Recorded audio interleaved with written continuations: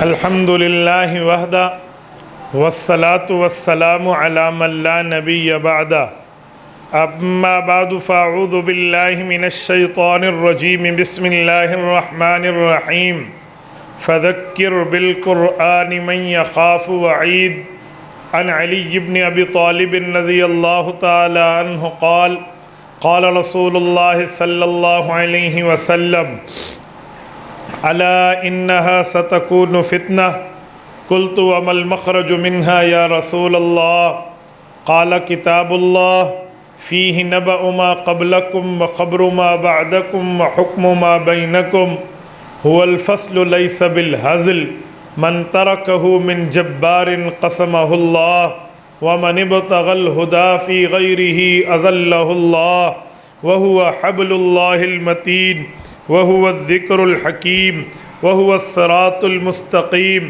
هو الذي لا تزيغ به الأهواء ولا تلتبس به الألسنة ولا يشبع منه العلماء ولا يخلق عن كثرة الرد ولا ينقضي عجائبه هو الذي إذ سمعته الجن حتى قالوا إنا سمعنا قرآنا عجبا يهدي إلى الرشد فآمنا به من قال به صدق ومن عمل به أجر ومن حكم به عدل ومن دعا إليه هدي إلى صراط مستقيم رواه الإمام الهمام الترمذي في جامعه صدق الله العظيم وبلغنا رسوله النبي الأمي الكريم ونحن على ذلك لمن الشاهدين والشاكرين والحمد لله رب العالمين۔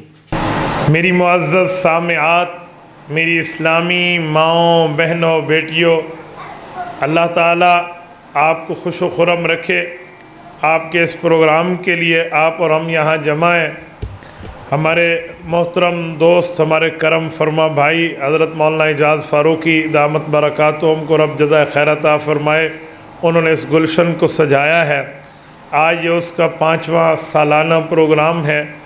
میں الحمدللہ اس مدرسے کو اپنا گھر سمجھتا ہوں۔ جب بھی ہمیں کوئی ضرورت ہو، ہماری ضرورت یہاں سے پوری ہوتی ہے۔ اللہ رب العزت حضرت کی عمر میں برکات عطا فرمائے، ان کے علم و عمل میں برکات عطا فرمائے۔ اللہ پاک ان کی اولاد کو عافیت اور صحت کے ساتھ دین کی خدمت کے لیے قبول فرمائے۔ میں سب سے پہلے مبارکباد پیش کرتا ہوں ان بچیوں کو جنہوں نے قرآن کریم کو اپنے سینے میں اتارا ہے اور قرآن کریم کو حفظ کیا ہے۔ ان کے پڑھنے والیاں بھی مبارکباد کی مستحق ہیں، پڑھانے والیاں بھی مبارکباد کی مستحق ہیں، اور پڑھوانے والے بھی مبارکباد کے مستحق ہیں۔ خصوصاً ان کے پیرنٹس، ان کے والدین جنہوں نے ان کو قرآن کریم پڑھایا ہے، اللہ پاک ان کو دنیا آخرت میں بہترین جزائے خیر عطا فرمائے۔ میری ماؤں بہنوں، یہ بات ذہن میں رکھیں کہ ہم دنیا میں ہمیشہ کے لیے نہیں آئے، ہم ایک وقت مخصوص کے لیے آئے ہیں۔ قرآن کریم میں ہے وَلَكُمْ فِيهَا، اللہ پاک فرماتے ہیں تمہارے لیے دنیا میں مستقرٌ، ایک چھوٹا ٹھکانہ ہے، وَمَتَاعٌ إِلَىٰ حِينٍ، اور ایک وقت کا فائدہ ہے۔ اللہ پاک نے مستقر فرمایا ہے۔ مستقر کہتے ہیں جہاں پر ٹھہرنے کی تھوڑی طلب کی جائے، جہاں پر رکنے کا چھوٹا سا ایک اسٹاپ کا سلسلہ آپ سمجھ لیں۔ اللہ نے دنیا کو یہ فرمایا ہے۔ کیوں؟ ہماری جو سفر کی ترتیب اور سواری کا آغاز ہے نا، وہ یہاں سے نہیں ہے، وہ عالم ارواح سے ہے۔ عالم ارواح کے بعد ہم ماں کے پیٹ میں آئے ہیں، ماں کے پیٹ سے نکل کے دنیا کے پیٹ میں آئے ہیں، دنیا کے پیٹ سے نکل کے قبر کی پیٹ میں جائیں گے، اور وہاں سے نکل کے آخرت میں، اور یا پھر جنت یا جہنم ہے۔ اللہ جہنم سے ہم سب کو محفوظ فرمائے۔ تو جیسے ہم عالم ارواح میں تھے، ہمیشہ کے لیے نہیں تھے، ایک وقت تک تھے، ایسے ماں کے پیٹ میں آئے، ہمیشہ کے لیے نہیں تھے، ایک مخصوص وقت تک تھے۔ ایسے ہم دنیا میں ہیں، ہمیشہ کے لیے نہیں ہیں، ایک مخصوص اسٹاپ ہے، ایک ٹائم ہے، ایک پیریڈ ہے، ایک لمحہ ہے۔ جب ہم اسے گزار لیں گے پھر قبر ہے، اور قبر بھی ہمیشہ کی جگہ نہیں ہے، وہ بھی ایک وقت ہے۔ اس کے بعد وَإِذَا الْقُبُورُ بُعْثِرَتْ، قرآن کہتے ہیں قبروں سے نکالا جائے گا۔ جب بندہ قبروں سے نکلے گا کہاں جائے گا؟ یا بندے کے لیے آخرت میں اچھا مقام ہے یا برا مقام ہے، اور جب وہ آخرت میں منتقل ہو جائے گا تو آخرت کی زندگی وہ ہے جو ہمیشہ ہمیشہ کی ہے، جو عبدالآباد کی ہے، جو کبھی ختم نہیں ہونے والی۔ تو ہم دنیا میں خود کو ہمیشہ رہنا نہ سمجھیں، یہ بنیاد ہے۔ جب ہم یہ سمجھیں گے کہ ہم دنیا میں ہمیشہ کے لیے نہیں آئے، پھر دنیا کی خواہشات کے تقاضے ماند پڑ جائیں گے، دنیا میں دل لگانے کی ہمیشہ کی ترتیبیں ماند پڑ جائیں گی، دنیا میں ٹھہرنا اور یہاں دل لگا کے اسی کو اصل سمجھنا یہ ماند پڑ جائے گا، یہ ہمیشہ کے لیے نہیں ہے۔ اگر آپ اور ہم ذرا غور کریں، جن کی شادیاں نہیں ہوئی وہ غور کریں، اور جن کی شادیاں ہوئی ہیں وہ غور کریں۔ جب شادی نہیں تھی تو بندہ خود کو بچہ سمجھتا تھا والدین کی سرپرستی میں، اور سوچتے تھے کہ ہمارے ماں باپ ہم سے جدا ہو گئے، ہمارا کچھ نہیں بنے گا، ہمیں تو روٹی دینے والا بھی کوئی نہیں ہوگا، ہمیں کھانا کون کھلائے گا، ہمیں کپڑے کون پہنائے گا۔ لیکن ہماری ضروریات پوری ہو رہی ہیں، ہمارے ماں باپ دنیا سے رخصت ہو گئے۔ جن کے زندہ ہے اللہ انہیں سلامتی عطا فرمائے، میں خصوصاً اپنی بات کر رہا ہوں۔ اس کے بعد آج ہمارے بھی بچے، آج ہمارے بچے ہمارے بارے میں یہی سمجھتے ہیں ہماری اماں اور ہمارے ابا ہمارا سب کچھ ہیں، لیکن جب ماں باپ دنیا سے اٹھ جائیں گے، کل یہ بچے بڑے ہو جائیں گے، پھر یہ اپنی اولاد کے بارے میں بھی سب کچھ بن جائیں گے۔ یہ ایک سرکل چل رہا ہے، ایک ترتیب چل رہی ہے، اس کو ہمیشگی نہ سمجھیں۔ نمبر 2، دنیا میں کمایا ہوا مال ایک وقت مخصوص تک ہے۔ قرآن نے کہا ہے متاع الی حین، ایک مستقر اور ایک متاع الی حین۔ اب میں ایک جملہ آپ کو سمجھانے کے لیے کہتا ہوں۔ حضرت نوح علیہ السلام کا دور تھا، ایک خاتون حضرت نوح علیہ السلام کے پاس دعا کرانے حاضر ہوئی، یہ اسرائیلی روایات ہے۔ انہوں نے کہا عرض کیا کہ اے نبی اللہ آپ میری اولاد کے لیے دعا کر دیں، بچپن میں فوت ہو جاتی ہے۔ تو ان نے پوچھا کہ مائی صاحبہ یہ بتا کتنی عمر میں بچے فوت ہوتے ہیں؟ اس نے کہا یہی 250 سال، 300 سال، 350 سال، بس یہ فوت ہو جاتے ہیں۔ وہ عمریں تو 1000 سال کی تھی نا، فَلَبِثَ فِيهِمْ أَلْفَ سَنَةٍ إِلَّا 50 عَامًا۔ تو حضرت نوح علیہ السلام نے دعا کر دی، اور ساتھ یہ بھی فرمایا کہ اللہ کی بندی ایک وقت وہ بھی آئے گا، ایک امت وہ بھی آئے گی جن کی اوسط عمر 60-70 سال ہوگی۔ حدیث پاک میں ہے اعمار امتی من 60 الی 90، 60 سے لے کر 90 سال کے اندر اندر میری امت کی عمر ہے، اکا دکا کوئی اس سے اوپر چلا جائے، ورنہ بہت کم ہے، الا ماشاءاللہ، بلکہ الا عقل، اس سے بھی کم درجہ اوپر جاتے ہیں۔ تو اس عورت نے کہا اچھا ایسے لوگ بھی دنیا میں آئیں گے؟ تو وہ کہنے لگی اگر مجھے یہ عمر مل جائے نا، میں تو ایک سجدے میں گزار دوں، ایک سجدے میں گزار دو۔ پھر اس خاتون نے حضرت نوح علیہ السلام سے عرض کیا، کہا اچھا بہت اچھے لوگ ہوں گے، ایک وقت کے لیے آئیں گے، نہ گھروں میں اپنا دل لگائیں گے، نہ دنیا میں خود کو مشغول کر پائیں گے، اور آخرت کی فکر ہوگی ان کو۔ انہوں نے کہا جی نہیں، سب سے بڑے گھر انہوں نے بنانے ہیں، ساری محنتیں انہوں نے کرنی ہے۔ تو آج ہم اس جگہ ہیں، مستقر کو ہم ہمیشہ کا مقر دائمی سمجھ بیٹھے ہیں، ایسا نہیں ہے، ایک وقت ہے، ایک وقت۔ جب آپ عمارت بنائیں، اچھی بنائیں، خوبصورت بنائیں، یہ بات ذہن میں رکھیں، اس طرح معاملہ رکھیں کہ اس عمارت میں آپ کو آخرت کی یاد آتی رہے۔ میں نے اپنا گھر بنایا، جب اس کے چھت بننے کی باری آئی نا تو سیلنگ 2 طرح کی تھی۔ ایک سیلنگ وہ تھی جس کو فیش نہیں کہتے تھے، بڑی خوبصورت، اس میں بلب لگے اور یہ لائٹ اور یہ رنگ اور یہ رنگ، اور ایک بالکل سادی سی چیز ایسے یہاں مسجد کی ہے۔ تو اس طرح کی 2 تھی نا، تو میں نے کہا کہ یہ سادی لگواؤں گا۔ تو ایک دوست ہے میرے، انہوں نے کہا جی مول صاحب پیسے میں دیتا ہوں، آپ یہ لگوا لیں۔ میں نے کہا پیسوں کی بات نہیں ہے۔ کہتے پھر؟ میں نے کہا یار اتنا دنیا میں دل نہ لگاؤ کہ قبر بھول جائے، شادی ہوگی نا بس ضرورت پوری ہو گئی ہے، ایک نظر دیکھ کے میں سمجھوں گا کہ یار ہم نے آخرت جانا ہے، ہمیشہ کا گھر وہ ہے۔ حضرت عمر رضی اللہ تعالیٰ عنہ جب حکمران وقت بنے نا امیر المؤمنین، تو صحابہ کرام کو بٹھایا کہ میری ایک ذاتی رائے میں مجھے مشورہ دو۔ سب بیٹھ گئے، پوچھا کیا بات ہے؟ کہا اب میں نے فیصلے کرنے ہیں، حکومت کا انتظام و انصرام سنبھالنا ہے، مجھے کوئی ایسی بات کر دیں جو میں اپنے سامنے لکھوا لوں، اور جب فیصلے کی کرسی پر بیٹھوں اسے دیکھوں تو کسی پر ظلم نہ کر پاؤں، انصاف کروں۔ تو سب کے مشورے سے ایک لفظ لکھا گیا، کفا بالموت واعظا یا عمر، اے عمر موت کو یاد کر لو، یہ سب سے افضل چیز ہے بندے کے انصاف کرنے کے لیے۔ موت کو سامنے رکھ لو، آخرت کو سامنے رکھ لو۔ تو ہم نے دنیا میں مستقر بنایا ہے وہ چند وقتوں کے لیے، وَمَتَاعٌ إِلَىٰ حِينٍ، متاع کہتے ہیں فائدے کو، فائدہ ہے کب تک؟ إِلَىٰ حِينٍ، ایک وقت مقررہ تک۔ اب سوال ہے یہ فائدہ کیسا ہے؟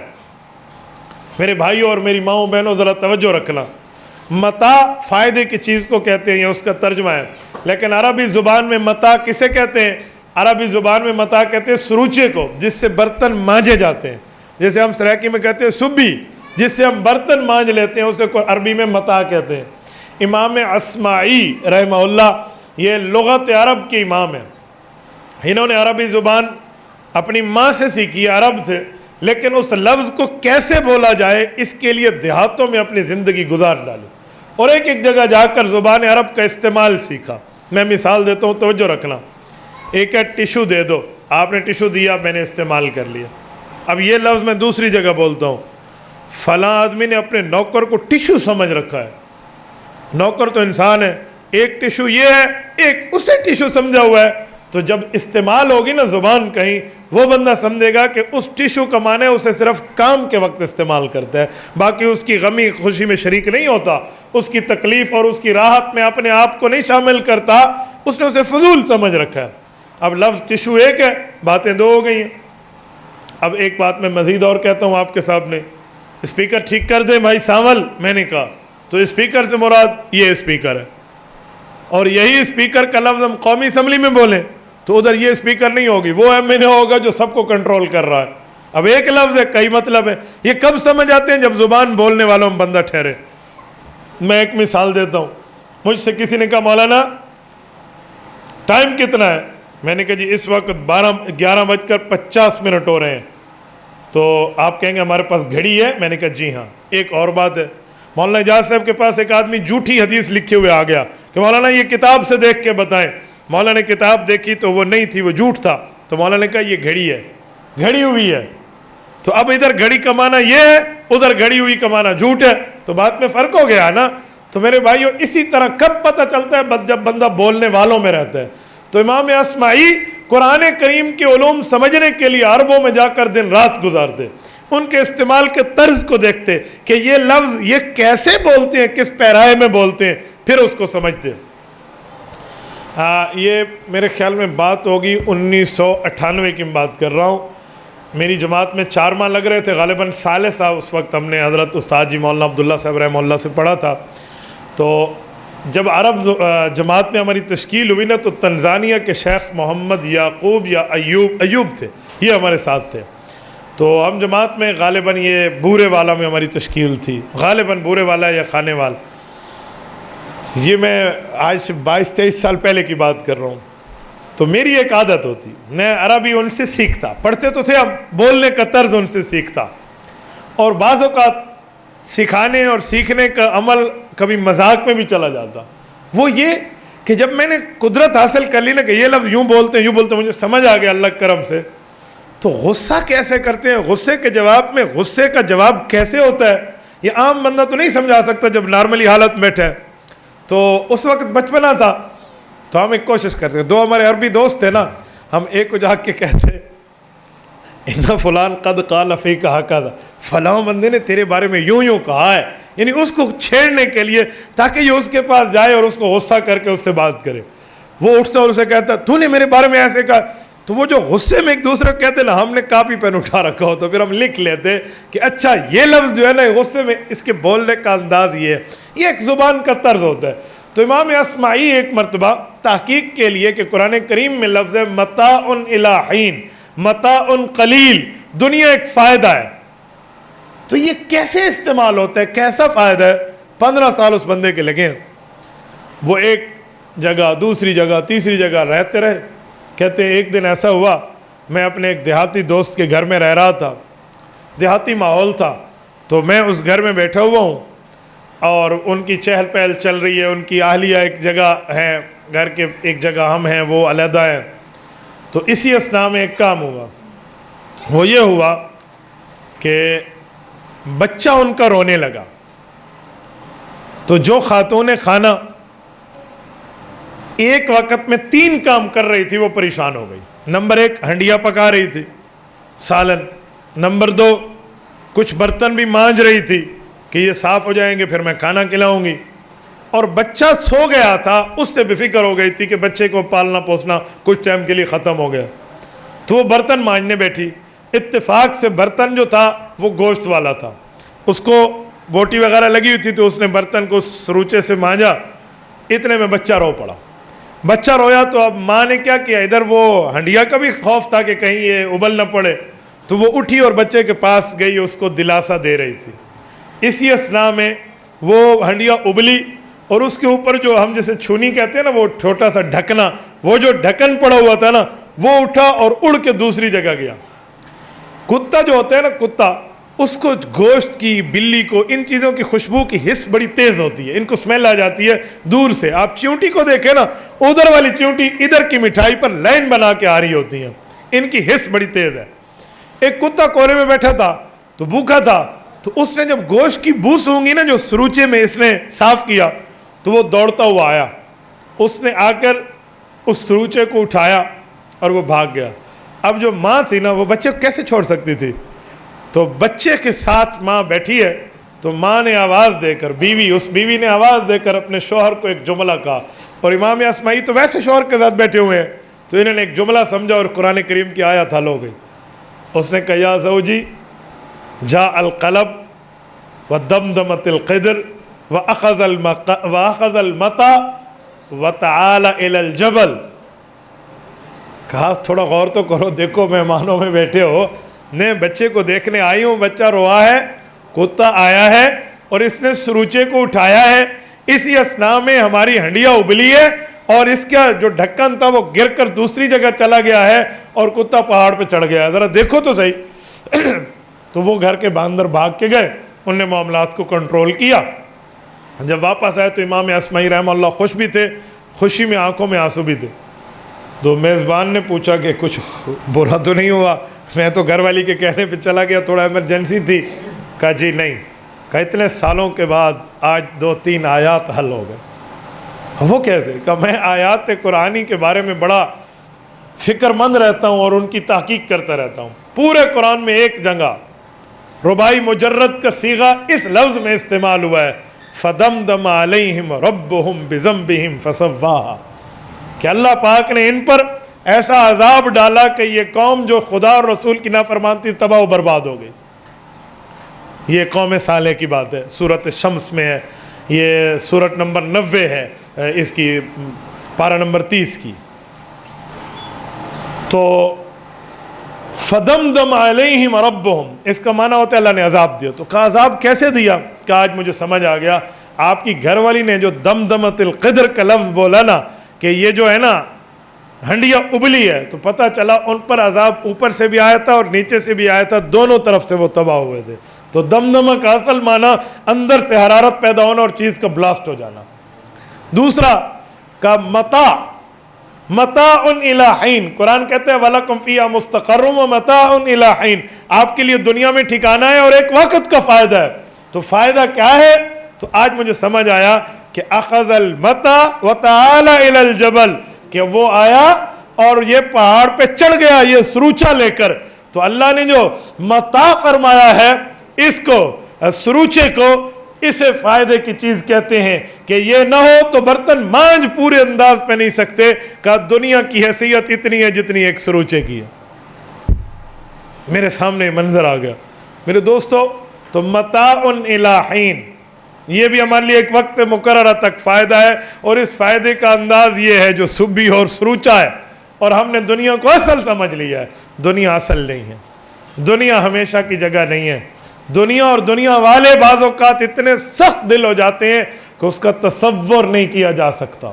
اب توجہ رکھنا, ساری زندگی باپ پال پوس کے بڑا کرتا ہے نا بچوں کو, اور مال دیتا ہے, دولت دیتا ہے, ان کی فکر کرتا ہے, جان کو پگھلا دیتا ہے. جب باپ فوت ہو جائے نا, آپ نے کبھی دیکھا ہے کوئی بیٹا کہہ دے کہ ابو کو دفن نہیں کرنا, ابو باہر پڑے رہے؟ سب کہتے ہیں اب یہ لاش ہے, اب ابو کوئی نہیں کہتا. نام چھن گیا ہم سے، کپڑے نہیں ہیں، قمیض اور شلوار نام چھن گیا، اب کفن ہے، کہاں رکھیں؟ قبر میں، خود مٹی ڈال رہے ہوتے ہیں اوپر. تو کیا دنیا اور کیا دنیا کی یاریاں، کیا دنیا اور کیا دنیا کا تعلق، کیا دنیا اور کیا دنیا کے معاملات. تو میری ماؤں بہنوں، آج کی محفل ہمیں ایک میسج دیتی ہے، متاع الی حین. دنیا کے جتنے فوائد ہم نے استعمال کیے وہ ایک وقت مقررہ تک ہے، اس کے بعد ہم نے دنیا چھوڑ کے جانا ہے. بس یہ یاد رکھیں، اور یہ بات بھی ذہن میں رکھیں کہ جو بندہ دنیا کے معاملات اللہ کے حوالے کر دیتا ہے کہ میرے مولا میں آپ کی تقدیر پہ راضی ہوں، وہ کبھی پریشان نہیں ہوتا. کیوں؟ وہ اللہ کے حوالے کر دیا اس نے. ہم لوگ پریشان کیوں ہوتے ہیں؟ ہم اچھی راحت کو دیکھ کے خوش ہوتے ہیں اور بری تکلیف کو دیکھ کر پریشان ہوتے ہیں. کیوں؟ ہم نے معاملہ اللہ کے حوالے نہیں کیا. جب معاملہ اللہ کے حوالے کریں گے نا تو رب بندے کو ضائع نہیں کرے گا. قرآن کریم میں 18ویں پارے کے پہلے صفحے میں ہے، وَلَقَدْ خَلَقْنَا الْإِنسَانَ مِنْ سُلَالَةٍ مِنْ طِينٍ. اللہ نے کھٹکتی ہوئی مٹی سے پیدا کیا. ثُمَّ جَعَلْنَاهُ نُطْفَةً، پھر اللہ نے پانی کی بوند میں بدلا، ماں کے سینے باپ کی کمر سے جمع کر کے باقی رحم میں رکھا، اور وہاں سے اللہ پاک نے کیا سے کیا ترتیبوں میں ہمیں مضغہ، علقہ، پھر جا کر ہڈیاں، پھر گوشت، اور پھر اس کے بعد اللہ پاک فرماتے ثم انشأناہ خلقا آخر، خوبصورت شکل، فتبارک اللہ احسن الخالقین. پانی پر تصویر بنا کے بندے کو پیدا کر دیا. یہ اللہ نے کیا ہے. تو جو اللہ ماں کے پیٹ میں ہمیں رزق دینا نہیں بھولانا، وہ دنیا میں نہیں بھولتا. یہ جو حدیث میں ہے نا کل مما یلیک، فرمایا یہ جو برتن ہو نا، اور بہت سے بندے 2-3 بیٹھے ہوں کھا رہے ہوں، تو حدیث میں اپنے سامنے والی جگہ سے کھاؤ جو آپ کے ساتھ ٹچ ہے. کل مما یلیک. حضرت انس کو اللہ کے رسول صلی اللہ علیہ وسلم نے فرمایا تھا، حضرت انس چھوٹے تھے تو حضور علیہ الصلوۃ والسلام نے فرمایا انس کل مما یلیک، سامنے اپنے قریب کی جگہ سے کھائیں. پوری امت کو سبق مل گیا. قریب سے کھانے کی فلسفہ اور حکمت کیا ہے؟ علماء نے لکھا اس کی بنیادی حکمت یہ ہے کہ رضا بالقضاء، اللہ کی تقدیر پہ راضی ہوں. کہ کیسے؟ کہ دوسرے کے سامنے بوٹی اٹھاتا وہ ہے جو حرص میں ہوس میں مبتلا ہوتا ہے کہ میرے منہ میں چلی جائے. کہا جی نہیں، جب اللہ نے اس ٹائم کا تیرا کھانا تقدیر میں لکھا تھا تو تیری خواہش و ضرورت کو رب نہیں بھولا تھا. بس اپنے سامنے سے کھا، جو مل گیا سو مل گیا. کل مما یلیک. میرے دوستو، اصل جب ہم اللہ کے حوالے معاملات کرتے ہیں اللہ ہمیں ضائع نہیں کرتے، رب ضائع نہیں کرتے. پھر راحت اور پھر خوشی غمی برابر ہو جاتی ہے. حضرت مولانا رشید احمد گنگوہی، اللہ ان کی قبر پہ کروڑوں اربوں رحمت نازل فرمائے، دارالعلوم دیوبند کی ریڑھ کی ہڈی شمار ہوتے ہیں، فقیہ النفس ہیں. امام ابو حنیفہ کی روح ان میں بولتی تھی، اتنا رب نے انہیں سمجھ اور فقاہت عطا فرمائی تھی. حضرت مولانا شیخ الہند محمود الحسن کے استاد ہیں حضرت مولانا رشید احمد گنگوہی. حضرت نانوتوی رحمۃ اللہ تعالیٰ علیہ کے دوست اور ساتھی ہیں. حاجی امداد اللہ مہاجر مکی رحمۃ اللہ سے یہ دونوں بیعت ہیں، حضرت نانوتوی اور حضرت گنگوہی. حاجی صاحب فرماتے تھے جب اللہ دربار میں پوچھیں گے امداد اللہ کیا لائے، تو میں ایک ہاتھ میں گنگوہی پیش کروں گا، ایک ہاتھ میں نانوتوی پیش کروں گا کہ اللہ انہیں لایا ہوں. اتنی بڑی شخصیات ہیں. تو مولانا رشید احمد گنگوہی رحمۃ اللہ علیہ اپنے شیخ حاجی امداد اللہ صاحب کو خط میں لکھتے ہیں کہ حضرت جو آپ نے ذکر بتایا، جو آپ نے نصیحتیں بتائیں، جو آپ نے دنیا سے دل ہٹانا اور آخرت میں لو لگانے کا طریقہ بتایا، اس پر عمل کیا ہے. اب مدح و ذم برابر ہو چکی ہے. مدح و ذم کا معنی کوئی بندہ مجھے برا کہہ دے، کوئی بندہ مجھے اچھا کہہ دے، یہ برابر ہو چکی ہے. کسی کے برا کہنے سے میں دل چھوٹا نہیں کرتا، کسی کے اچھا کہنے سے میں متکبر نہیں بنتا. سب اللہ کے حوالے کیا ہوا ہے. مدح و ذم برابر ہو چکی ہے. آج ہم مدح و ذم برابر ہونے والے بنے. میرے دوستو، یہ تب ہے جب معاملہ اللہ کے حوالے کر دیں، اور جب اللہ کے حوالے کر دیں پھر دنیا کی تکلیفوں کی پرواہ نہیں ہے. قرآن کریم کہتا ہے وَدَعْ أَذَاهُمْ وَتَوَكَّلْ عَلَى اللَّهِ. اے پیغمبر، یہ جو ظالم آپ کو تکلیفیں دیتے ہیں، یہ جو آپ پہ ظلم کرتے ہیں، وَدَعْ أَذَاهُمْ، پرے رکھیے ان کی تکلیفوں کو، وَتَوَكَّلْ عَلَى اللَّهِ، اور اللہ پر توکل کو اپنا لیجئے.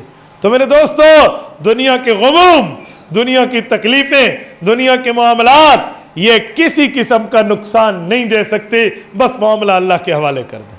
جو بھی معاملہ ہے دنیا کی محنت جاری رکھیں، لیکن نافرمانی نہیں ہونی چاہیے. یہ بات یاد رکھیں، اللہ پاک نے اپنی رضا کو نیکی میں چھپا رکھا ہے. کسی نیکی کو چھوٹا نہ سمجھے، ہو سکتا ہے اس میں میرے اللہ کا راضی ہونا چھپا ہوا، اور اللہ نے اپنی ناراضگی کو معصیت اور گناہوں میں چھپا رکھا ہے. کسی گناہ کو چھوٹا نہ سمجھیں، ہو سکتا ہے اللہ کی ناراضگی اس گناہ میں چھپی ہوئی ہو۔ میرے دوستو، اس پر بندہ غور و فکر کرے، اس پر بندہ معاملات رکھے تو یقیناً واہ واہ ہے۔ میں آپ کے سامنے ایک وہ حدیث پاک پڑھتا ہوں جس کو حدیث ام السنہ کہتے ہیں، وہ تمام احادیث کی بنیاد ہے۔ ذرا توجہ سے وہ حدیث پاک سنیے، اس میں آپ کے اور میرے لیے بڑا سامان ہے، بڑی فائدے کی بات ہے، بڑی نصیحت کی بات ہے، بڑی عبرت پکڑنے کے واقعات ہیں۔ حضرت عمر بن خطاب رضی اللہ تعالیٰ عنہ کی صحیح حدیث ہے، صحیح بخاری میں بھی ہے، صحیح مسلم میں بھی ہے، مشکات میں بھی ہے۔ حضرت عمر رضی اللہ تعالیٰ ارشاد فرماتے ہیں، بینما نحن عند رسول اللہ صلی اللہ علیہ وسلم، ہم حضور پاک کی خدمت میں تھے، اذ طلع علینا رجل، ایک شخص ہمارے پاس اچانک نمودار ہوا، لا یرا علیہ اثر السفر ولا یعرفہ منا احد، نہ وہ مسافر لگتا تھا نہ ہم اسے مدینہ کا ہونے پر پہچان سکتے تھے۔ اگر مسافر ہے تو اس پر تو غبار ہونا چاہیے، گرد و غبار سفر سے آیا ہے، لیکن لا یرا علیہ اثر السفر، اس کے بال پراگندہ نہیں ہیں، تو اس کا مطلب مدینہ کا ہے۔ تو جب مدینہ کا ہے، ولا یعرفہ منا احد، ہم پہچانتے کیوں نہیں ہیں؟ پھر ہم اسی کشمکش میں مبتلا تھے۔ حتیٰ جلس الی النبی صلی اللہ علیہ وسلم، وہ حضور پاک کو تلاش کرتا کرتا حضور کے قریب آ کر بیٹھ گیا۔ ہم نے کہا واہ ہوئے، یہ تو حضور کو جانتا ہے۔ فَأَسْنَدَ رُكْبَتَيْهِ إِلَىٰ رُكْبَتَيْهِ، اور اپنی گھٹنوں کو رسول اللہ صلی اللہ علیہ وسلم گھٹنوں کے قریب کر لیا۔ فَوَضَعَ كَفَّيْهِ عَلَىٰ فَخِذَيْهِ، حضور پاک صلی اللہ علیہ وسلم کے گود مبارک میں یوں ہاتھ رکھ کے سوالی بن بیٹھا۔ کہتے ہیں ہم یہ منظر دیکھ کے بڑے حیران ہوئے اور عرض کیا، یا محمد اخبرنی عن الاسلام، آپ مجھے اسلام بتائیے۔ اللہ کے رسول صلی اللہ علیہ وسلم نے پوچھا، اللہ کے رسول سے پوچھا تو حضور پاک نے فرمایا، الاسلام ان تشہد ان لا الہ الا اللہ وان محمد الرسول اللہ وتقیم الصلاۃ وتؤتی الزکاۃ وتصوم رمضان وتحج البیت ان استطعت الیہ سبیلا۔ کہا اللہ پاک کو ایک مانو، نبوت محمدیہ صلی اللہ علیہ وسلم کا اقرار کرو، نماز کو قائم کرو، خالی پڑھو نہیں، قائم کرو مضبوطی سے، زکوٰۃ کو ادا کرو، رمضان کے روزے رکھو، اور اللہ طاقت دے تو حج بیت اللہ کر لو، جسے ارکان خمسہ کہتے ہیں، ارکان اسلام 5۔ اس نے کہا صدقتا، آپ نے سچ کہا۔ حضرت عمر کہتے ہیں میں نے دل میں سوچا، یسألوہ و یصدقوہ، پوچھتا بھی اور پھر کہتے ہیں آپ نے سچ کہا، تو پوچھتا وہ جسے پتہ نہ ہو اور تصدیق وہ کرتا ہے جسے پہلے سے پتہ ہو، تو یہ پتہ نہیں کیا کر رہا ہے۔ کہتے ہیں میں اسی کشمکش میں اس نے دوسرا سوال کیا، اخبرنی عن الایمان، مجھے بتائیں ایمان کیا۔ حضور پاک علیہ الصلوۃ والسلام نے فرمایا، ان تؤمن باللہ وملائکتہ ورسلہ وکتبہ وتؤمن بالقدر خیرہ وشرہ، تو ایمان رکھ اللہ پر، رسول اللہ پر، اس کے فرشتوں پر، تمام رسول اور ان کی کتابوں پر، یوم آخرت پر، اور اچھی اور بری تقدیر اللہ پاک نے پیدا فرمائی۔ اس نے کہا صدقتا۔ تیسرا سوال اس نے پوچھا، اخبرنی عن الاحسان، مجھے بتائیں حسن اور اسلام کی خوبصورتی اور تصوف اور للہیت کیا ہے۔ آپ علیہ الصلوۃ والسلام نے فرمایا، ان تعبد اللہ کأنک تراہ فإن لم تکن تراہ فإنہ یراک، اللہ کی عبادت ایسے کر جیسے تو اللہ کو دیکھ رہا، نہیں یہ پیدا کیفیت نہیں ہوتی تو یوں عبادت کر کے اللہ تو تجھے دیکھ رہا ہے۔ اس نے کہا ٹھیک۔ چوتھا اور آخری سوال پوچھا، اخبرنی عن الساعہ، بتائیں قیامت کب آئے گی۔ آپ علیہ الصلوۃ والسلام نے اسے فرمایا، مل مسئول عنہا بعلم من السائل، جتنا تجھے پتہ ہے نا اتنا ہی مجھے پتہ ہے، یعنی قیامت کا علم اللہ کے پاس۔ تو اس نے پھر عرض کیا اسی سوال کے ذیل میں، کہ بات ٹھیک ہے قیامت کا مختص علم اللہ کو ہے، لیکن کچھ چیزوں کی نشانیاں ہیں، اخبرنی ان اماراتیا، وہ نشانیاں آپ کو پتہ ہیں، آپ نشانیاں فرما دیں۔ حضور اللہ علیہ وسلم نے فرمایا جی میں نشانیاں بتاتا ہوں، 2 نشانیاں بتائیں۔ جب میں ان نشانیوں پہ پہنچتا ہوں نا، میں اللہ کے گھر میں بیٹھا ہوں، خدا کی قسم رونگٹے کھڑے ہو جاتے ہیں کہ آج وہ نشانیاں ہم میں پوری ہیں اور ہم سمجھتے ہیں قیامت دور ہے۔ اللہ کے رسول صلی اللہ علیہ وسلم نے فرمایا، ان تلد الامۃ ربتھا، پہلی نشانی، وان تری الحفاة العراة العالة ریا الشاء یتطاولون فی البنیان، دوسری نشانی کا پہلی نشانی ان تلد الامۃ ربتہا، کہ جو نوکرانی ہوگی نا وہ اپنے مالک کو جنے گی۔ کیا مطلب؟ یعنی ماں کی حیثیت گھر میں غلام والی ہوگی اور اس کے پیٹ سے جنی ہوئی بیٹی کی حیثیت مالکن جیسی ہوگی، باپ کی حیثیت گھر میں غلام اور نوکر جیسی ہوگی اور بیٹی کی حیثیت حکمران جیسی ہوگی۔ یہ قیامت کی پہلی نشانی۔ آج میری مائیں بہنیں اور میرے بھائیوں، ہم خود گریبان میں منہ ڈال کر دیکھیں، اگر میرے گھر میں میری ماں نوکرانی کی حیثیت اور ہماری بیٹیاں، ہماری بہنیں یہ قیامت کی نشانیوں میں مالکن کی حیثیت ہے، پھر قیامت کی نشانیاں پوری ہو چکی ہیں۔ اور اگر بیٹا حکمران بن گیا اور باپ بیچارہ بیٹے سے بات کرتے ہوئے ڈرتا ہے کہ بیٹا مجھے کوئی فارغ ٹائم دے، میں 2 جملے کہہ لوں، اس سے بڑی بدبختی اور بد نصیبی کی بات ہی کوئی نہیں۔ اور دوسری نشانی وَأَن تَرَى الْحُفَاةَ الْعُرَاةَ، اللہ فرمایا وہ لوگ جو بھوکے ہوں گے، جن کے پاس کھانے پینے کے کچھ نہیں ہوگا۔ حق ہے یہ لوگ صبر کرتے؟ جی نہیں، یہ قومیتیں تبدیل کر لیں گے اور عمارتیں بنانے میں ایک دوسرے پہ فخر کریں گے کہ تیری بلڈنگ اونچی یا میری بلڈنگ اونچی۔ یہ قیامت۔ آج دیہات میں قوم اور شہر میں آئیں تو قوم اور ہم خود اندازہ لگا لیں۔ یہ قیامت کی نشانیاں ہمارے اندر قائم۔ حدیث پاک میں ہے کہ جو بندہ من ادعا الی غیر ابی، اپنی قوم بدلتا ہے، اس کو اپنے نطفے حلال کو حرام کرنے کا کہیں شوق تو نہیں چڑھ گیا؟ کہاں بیٹھے بندہ؟ میرے دوستو، حضرت عمر فرماتے ہیں یہ چوتھی بات اس نے پوچھی اور وہ چلا گیا۔ فلبثت ملیہ، ایک وقت گزرا، رسول اللہ صلی اللہ علیہ وسلم نے مجھ سے پوچھا اتدری من السائل یا عمر، عمر جانتے ہو پوچھنے والا کون تھا؟ تو حضرت عمر عرض کرنے لگے کہ اگر میں یوں کہتا نا کہ میں نہیں جانتا تو اس میں میری لا علمی تو سامنے آتی لیکن حضور کی شان نہ نظر آتی، تو میں نے وہ جواب دیا جہاں میری لا علمی ہو لیکن حضور کی شان نظر آئے۔ کہا اللہ ورسولہ اعلم، کہ یا رسول اللہ میں نہیں جانتا نا، آپ اور آپ کا رب تو جانتا ہے۔ حضور نے فرمایا فإنہ جبرائیل، وہ انسان نہیں تھے، وہ جبرائیل فرشتے تھے۔ اچھا، جبرائیل انسانی شکل میں پوچھنے آئے تھے؟ کہا کیوں؟ کہا وجہ اتاکم یعلمکم دینکم، وہ اس لیے آئے تھے تاکہ جو تمہارے ساتھیوں میں کچھ دوست بیٹھے ہوئے ہیں اور وہ دوست بیچارے سوال کرنا چاہتے ہیں لیکن ما فی الضمیر نہیں بیان کر سکتے، تو یہ سوال ان کے دل کی ترجمانی ہے، یہ پوچھے گا انہیں، ان کا دین سمجھ آ جائے گا۔ تو میرے بھائیوں اور میری ماؤں بہنوں، میں بات کا خلاصہ پیش کر رہا ہوں یہی سمجھانے کے لیے کہ اللہ کے لیے دنیا کو متاع قلیل سمجھو، دنیا کو مستقر سمجھو، دنیا کو ایک وقت کا ٹھکانہ سمجھو، اس کو ہمیشگی کی جگہ نہ سمجھو۔ یہاں مال اتنا کمایا جو لگ گیا، سیونگ کر کے رکھنا، نہ زکوٰۃ دینا، نہ اس کے باقی معاملات دیکھنا، اور محلے کی غریب بھوکے پڑے ہو، ذمہ دار اور جو ہے نا کیا کہتے ہیں وہ دین سمجھنے والے بیچارے ایسے کے ایسے بیٹھے ہو، اور میں مال پر گنجا سانپ بن کے بیٹھا ہوں اور کھا رہا ہوں، کسی غریب کا حق نہ دوں۔ قرآن کریم کیا کہتا ہے ذرا سن لو۔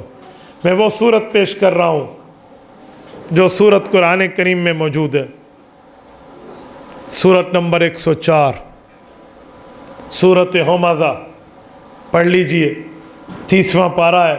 رب العزت ارشاد فرماتے ہیں الذی، اللہ اکبر، مثال اس شخص کی جمع مالا وعددا، جو پیسوں کی سیونگ کرتا رہا، غریب کے حق کو کھا گیا اور اسے شمار کرتا رہا، گنتا رہا، مال کو شمار کرتا رہا، جتنے ہو گیا جتنے ہو گئے، وعددا، یحسب، اور خیال کرتا رہا، ان مالہ اخلدا، کہ اس کا مال ہمیشہ اس کے پاس رہے گا۔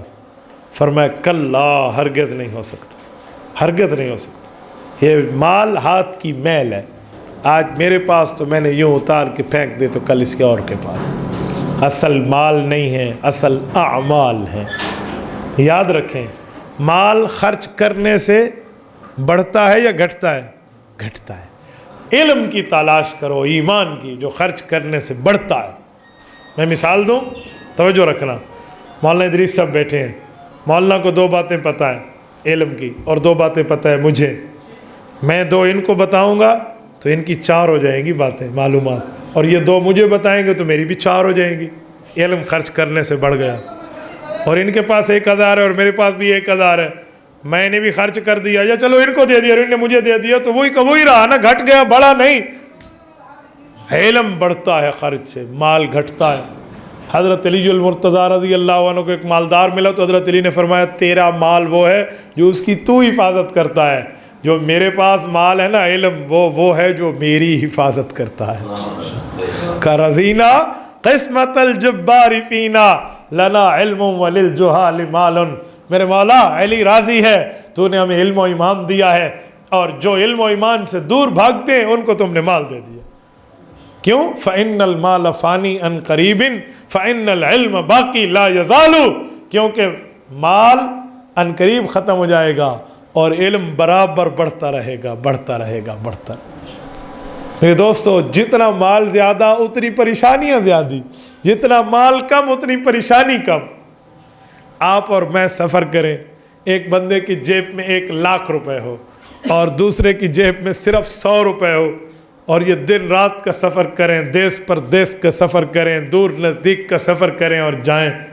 آپ ایمان سے بتائیں، جب تنہائی کا وقت ہوگا، جنگل ہوگا، ڈاکے کا خطرہ ہوگا، جس کے پاس 1,00,000 ہے اس کی فکر کتنی ہوگی، اور جس کے پاس 100 ہے اس کی فکر کتنی ہوگی؟ جب رات کو سوئیں گے کون پرسکون نیند سوئے گا؟ اینت جیب ہے کوئی میں بوجھے کو ناپ کے پتہ نہیں کوئی چور چھینک نہ ونجے۔ ہمارا یہ حال ہے، یہ دنیا میں ہمارے حالات ہیں۔ تو جب دنیا میں ہماری یہ ترتیبیں ہیں تو آخرت کے معاملات کیا ہوں؟ تو میرے بھائیو، اللہ کے لیے ہم اللہ کی طرف لوٹ آئیں۔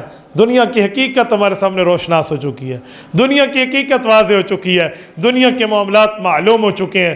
خدا کے لیے، خدا کے لیے، خدا کے لیے ہمیں آخرت کی فکر کرنی چاہیے۔